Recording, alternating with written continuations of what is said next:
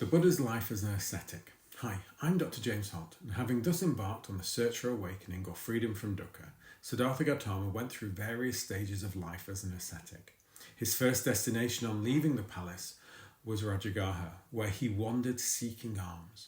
And while wandering through this kingdom, King Bimbisara offered the renunciant wealth, power and status, which Siddhartha rejected, saying, I see the danger in sensuality and renunciation as rest. I go to strive. That's where my heart delights.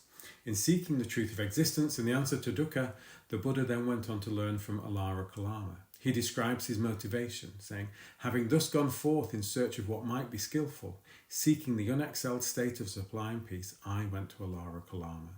Siddhartha quickly learned what he knew and taught, and this included conviction, persistence, mindfulness, concentration and discernment.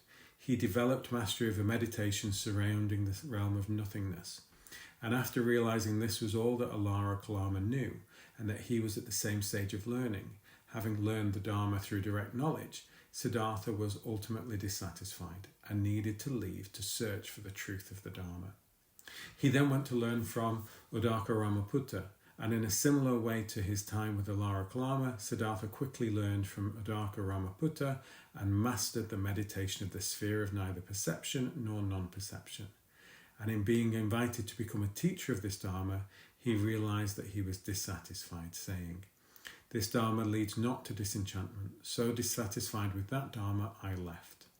It was at this point that Siddhartha describes the next step in his search. I saw some delightful countryside with an inspiring forest grove, a clear flowing river with fine delightful banks, and villages for alms, going on all sides. He was joined by Anata Kundana, Badiyavappa, Mahanama and Asaji in a life of extreme asceticism for the next 6 years.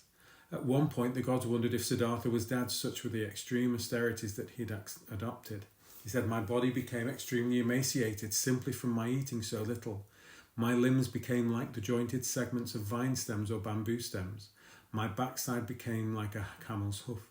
My spine stood out like a string of beads. My ribs jutted out like the jutting rafters of an old run-down barn. The gleam of my eyes appeared to be sunk deep in my eye sockets like the gleam of water deep in a well. My scalp shriveled and withered like a green bitter gourd, shriveled and withered in the heat and the wind. Siddhartha realized that these austerities accomplished nothing, and he decided to eat some food offered to him by Sujata to regain some nourishment. As he did so, his companions felt that he was giving up and left him, thinking that Gautama, the contemplative, is living luxuriously. He has abandoned his exertion and is backsliding into abundance.